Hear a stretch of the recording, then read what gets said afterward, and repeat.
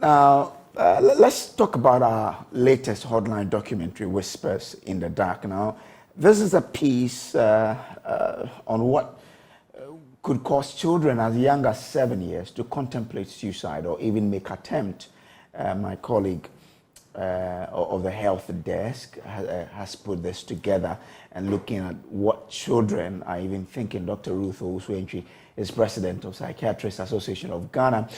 She is joining me. Dr. Boy Kwashe is a suicidologist, wow, of the University of Ghana. Grateful to you for joining us, ladies and gentlemen. Thank you very much for having us. Okay, great. Let me start with the psychologist. This is quite an interesting area, and it's something that no one has ever thought about it, that children could even be contemplating suicide. What from your experience or your expertise could lead us to understand what is leading these children to be contemplating suicide?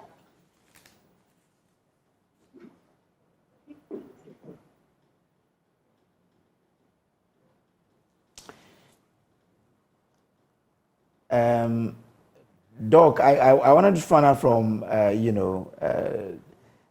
the psychologist. I mean, because you are into psychology, you would better help us to get this. I want to find out from you what could be, the causal factors leading these children to be contemplating suicide. Dr. Owusu-Entry. Dr. Ruth Owusu-Entry. Okay, once we don't have her, let me turn my attention to the suicidologist, Boy Kwashe, doctor. Doc, so if you could help us answer this question of what could be causing the children to be contemplating suicide, I'd be grateful. Right, my brother, thank you very much for the question. And first of all, let me say good morning to your cherished viewers and listeners out there. So yes, this is an important question, but I would want to restrict my response to the evidence that we have from Ghana. We are at the moment working on, we are completed with a study and we're working on the publication of it. Pretty shortly, it should come out for public consumption after it has gone through peer review. We're almost at the end. But I'd like to touch on the key evidence of that paper. In that study, what we sought to do was to look at some of the factors that are leading our young children to engage in suicidal behaviors. We looked at persons aged 6 through 12 years old. And we saw a few factors. Most of them were within the social context within which these young people are growing. Primarily, we saw one or some of the factors within the family context, where some of these young people who had attempted their behavior attributed their behavior to scolding or punishment or corporal punishment, to be more specific, by parents or guardians within the family context. Then also where these young people are having conflict with their parents. We've seen cases where you have siblings. There's a fight between two siblings, and the parent comes in as the arbiter, and sometimes the parents are unable to balance the arbitration process, and they end up scolding one in favor of the other child. And sometimes those children who feel that their parents' judgments have not been fair, they also have mentioned to us that those experiences push them into suicidality. Then within the school context, we have also come across young people who have indicated to us in our research that, look, the problem with examination failure. We live in a context where emphasis within the educational sector is overly placed on passing exams, making stellar grades, and so on. And this pressure is coming from peers, it's coming from teachers, it's coming from parents. So all the key stakeholders around the child who is in the classroom are mounting some kind of pressure on these young people to perform. And so when they are unable to deliver, they feel they have not lived up to expectation. They tend to develop some kind of disappointment in themselves, and also disappointment towards their significant others. And so these are some of the factors that we have seen within the family and then the school context. Then again, another dimension of this research is also pointing to an interesting bit that we think that we need as a country to be looking at. It has to do with some attributions that have been made by significant others who are raising these young people. And here I mean parents, guardians, and neighbors. Some of them have told us, and these were cases where the children have died through suicide. And when we contacted these significant others, the attributions they made touched on several things. And the key one I'm talking about is where there is that belief that these young people tend to see the portrayal of suicide in a very explicit way on TV. And so the point is that the way suicide is reported and portrayed by the media is also not helping. In fact, globally, it is fairly established that the inappropriate, or rather irresponsible, portrayal of suicidal behaviors and self-harm in media can lead up to imitative suicidal behaviors and also contagion of the behavior. We are yet to find any such evidence in Ghana through our research, but anecdotally, from what is happening, we should have some degree of certainty to expect that effect may also exist in our context. And so, yes, in summary, these are some of the key findings we found specifically on pre-adolescent and children suicidal behaviors in Ghana. Did the research point out why these are becoming, issues now? Well, that's a big question. To be honest with you, globally, attention is now getting onto child suicide. It's not just a Ghanaian problem. And so it isn't just in Ghana that we don't have sufficient data to speak to the issue. It is a global problem. In the 70s and 80s, when suicide research started across Africa, for example, and in Ghana, you would always find the researchers indicating that, okay, they found nothing among sometimes adolescent and younger children, way until somewhere around the late 90s that studies began to focus on these young children. Even that, the focus was just on adolescent and youth. Nobody paid attention to children at all. And so it's a general global problem. And again, don't forget that the world gradually is becoming a small place, so that what happens in the smallest corner somewhere in the world becomes open to the rest of the world, mainly because of technology in various forms, television, social media, and all the other means by which the world is able to bring itself into a small place. And so it's something that is not, for me, enigmatic. It will require some more attention in terms of research so we can explore that. So it's a challenge not just for Ghana, it's a global problem, and we need to begin doing something about it. Okay. Dr. Ruth Osu-Entry is president of the Psychiatrists Association of Ghana. She joins us via Zoom as well. Doc, good morning and welcome. how does Good the morning. how does the environment of a child play a role in all of this child suicide that we're seeing lately? Thank you very much for having me. The earlier speaker has said a lot about what the research going on has found. Things in the environment definitely contribute, because when you talk about suicide, you cannot leave out mental conditions.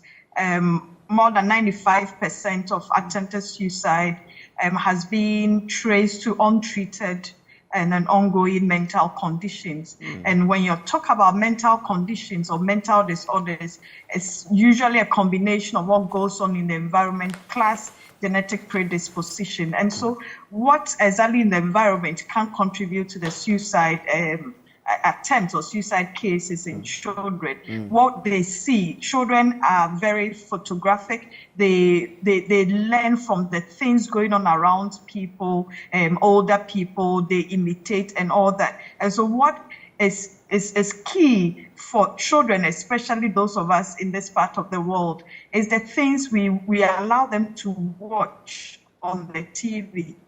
One child was telling me that he attempted suicide because he watched a movie in which an adult died by suicide, but in the part two, this person, and they were watching another movie, and this same person was in the movie. And so it's for that child, he thought that, you don't necessarily die when you have attempted suicide, or when you have tried to kill yourself by suicide.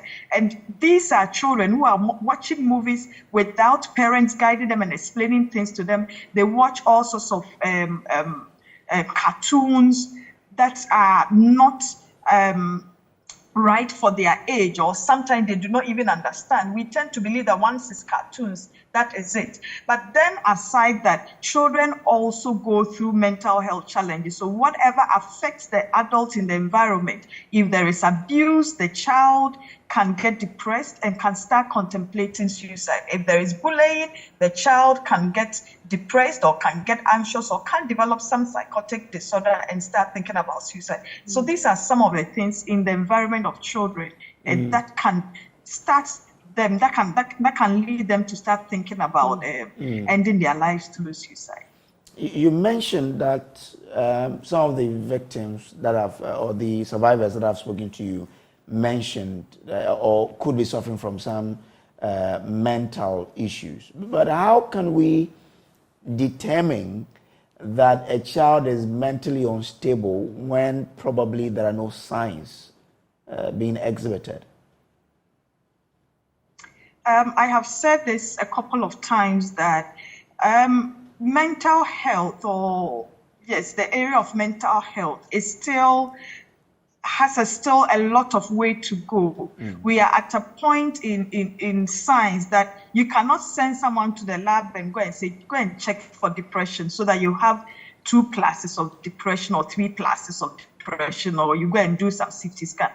Most of our diagnosis is based on a group of symptoms that have been studied over the years. And it is not as if it's just the symptoms. Several research and studies have proven that these changes that are seen on the outside are backed by neurochemical changes. And the simple thing that will let you know that someone is going through or maybe going through a mental challenge is a change in the personality of the person, a change in the behavior. If someone is an introvert, we all know that this child in the house will usually not join the siblings playing. That is how they have been all their lives.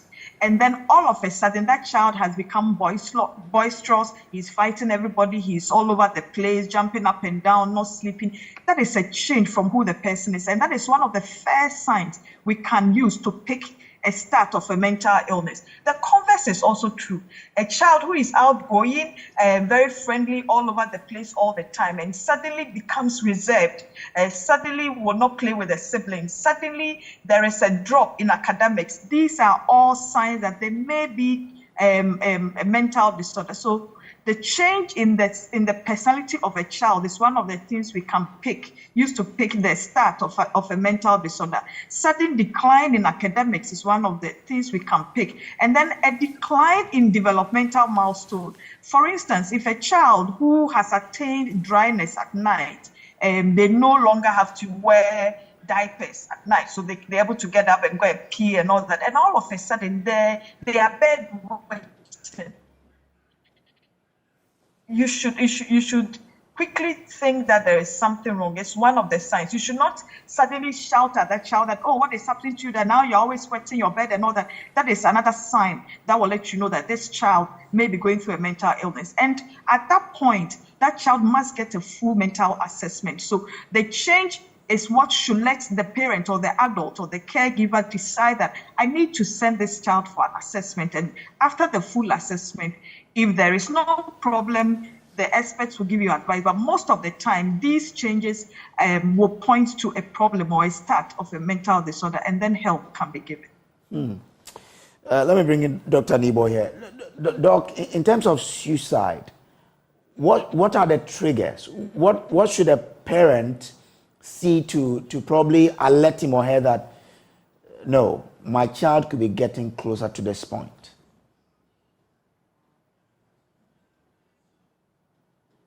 Dr. Niboy.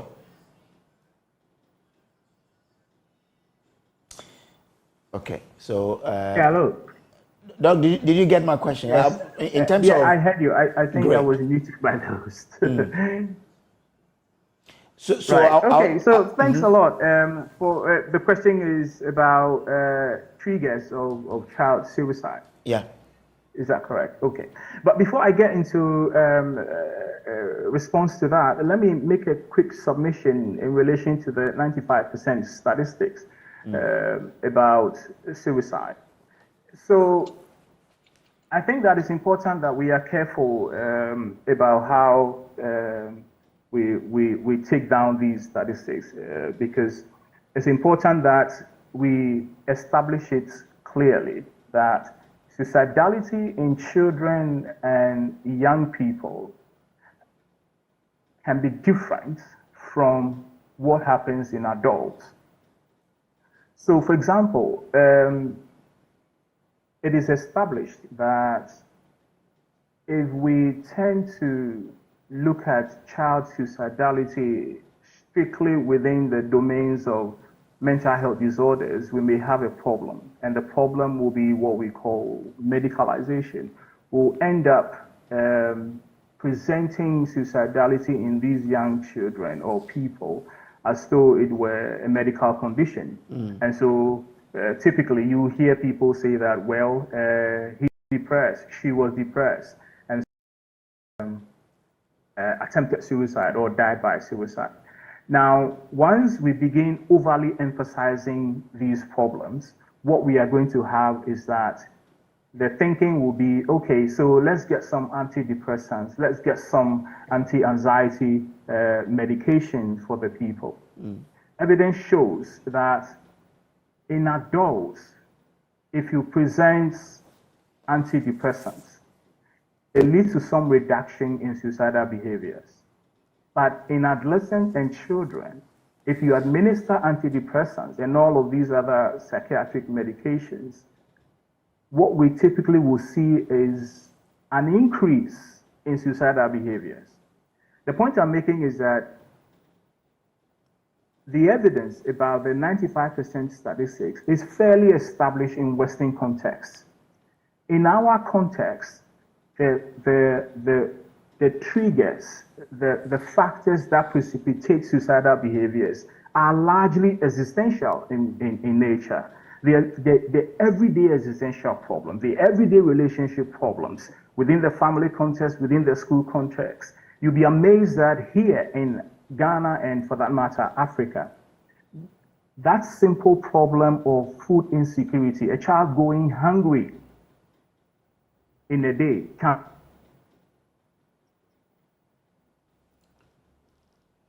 Doc, unfortunately, I'm not getting your sound.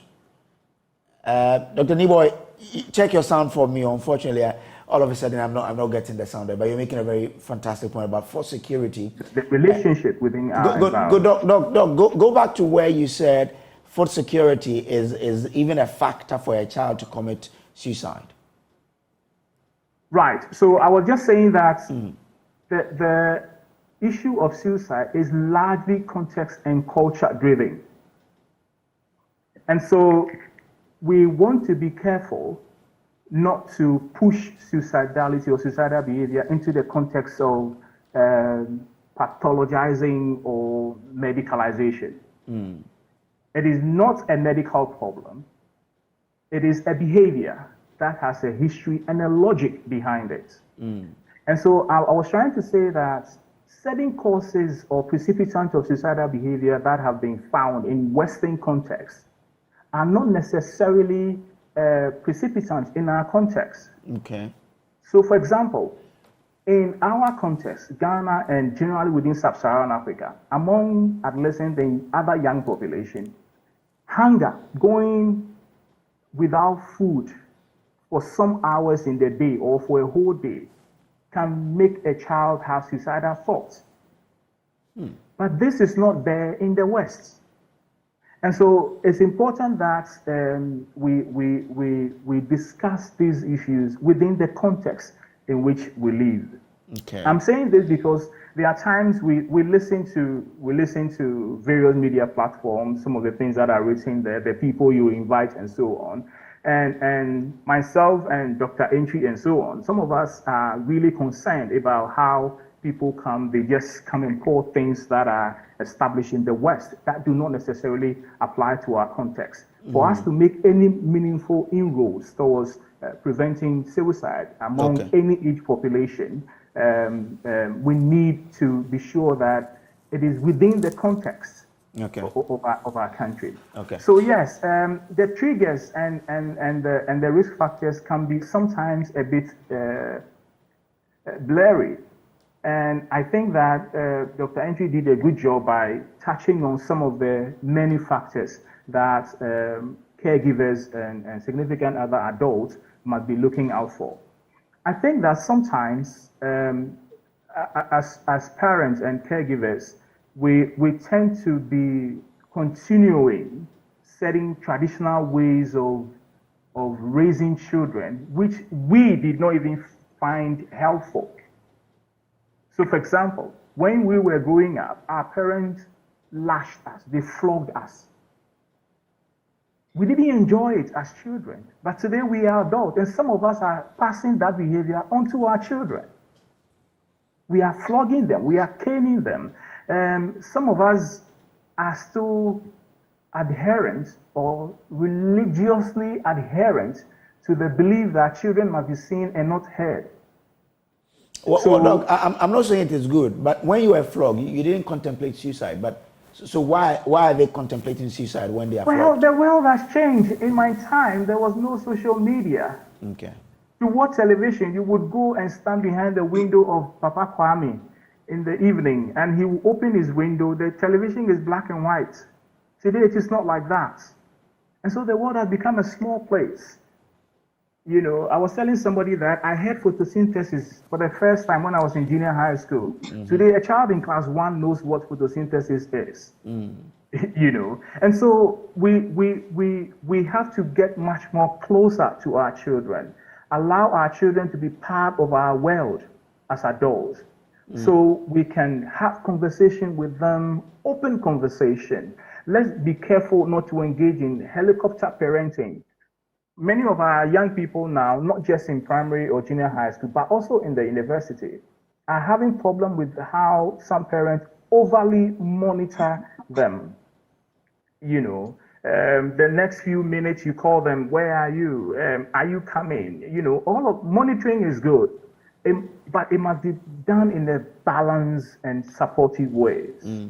For our children, they must be part of the process. But where we stand there as engineers trying to tailor the lives of our children the way we want it to be, because that was how we were brought up, sometimes it can backfire. It's good we watch our children. We have to really observe them. Okay. When there are subtle changes, some of these changes can go unnoticed, but as a parent or a caregiver, you have to monitor the children in a way that will make you see changes easily. And then you can approach them, have open conversation with them. Don't be harsh, give them listening ears. There are times our children just want to tell us something. They don't need to hear us. They don't want to get an advice from us. They just want someone who will just listen to them. And I think that is very important. It's not just for parents, but as well for teachers, because teachers spend a greater amount of the hours of the day with our children from all manner of homes. And so it's important that we observe our children closely, but most importantly, have an open, non-threatening communication atmosphere around them. Okay. Dr. Oswentry, I want to find out whether there are things that they would exhibit that should probably, get a parent to say, well, maybe my child is getting closer to this point and so I should be worried. Are there signs? What are they? Yes, I've already mentioned some of the earlier signs. But in addition to that... I mean, that is the mental issue. But I want to find out if they are closer to committing suicide. Do they show certain signs that a parent should be worried about? All right. You will not always get the signs and symptoms. But some of them would suddenly start crying overly after a little correction or punishment. I have a recent child who attempted suicide, and the mom was telling us, now when you have just screamed at this child, or you have just used 2 fingers to beat this child at the back of the palm for something wrong they did, they will cry all day, which was strange. This child was as young as 9 years old, had all the symptoms of clinical depression. So you will not see the child sad on the face like an adult will do, or lying in bed all the time. But this child, having been punished with that small kind of reprimand, will cry almost all day. And these were some of the leading points to the point the child decided that I've had enough, let me just end it. For that child, fortunately, she was unsuccessful.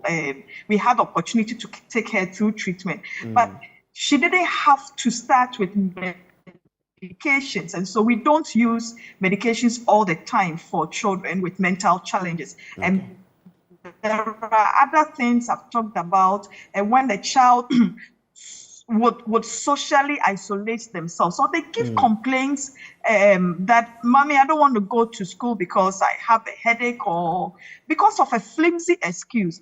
They are exhibiting signs that will let you know they probably are getting close to the times. When we sit at the clinic, these are some of the things we pick from children who were unsuccessful at suicide, or who attempted suicide. And so when they have to go to school, you have given them paracetamol, they don't feel febrile, and yet they are giving flimsy excuses. Mommy, my leg hurts. Mommy, it's headache. Or Mommy, this teacher did this to me, so I don't want to go to school.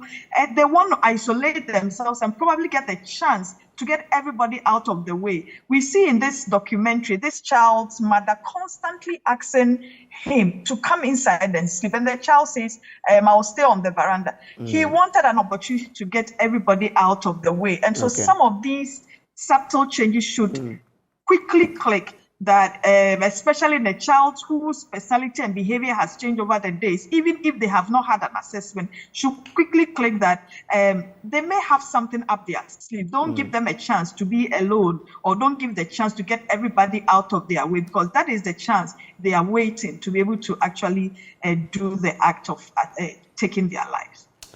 Dr. Ruth Oswentry, President of the Psychiatrists Association of Ghana, I'm grateful to you for joining us. And Dr. Niboy Kwashe, he is a suicidologist at the University of Ghana. Grateful to you for joining us as well. I'm sure that parents have learned one or two from this conversation, and that we'll be careful how we deal with our children and be very vigilant in the attitude of our children to determine the changing point. Well, this is still the AM show. We'll take a quick break. We'll be back with a conversation around Chale Wote. Stay with us.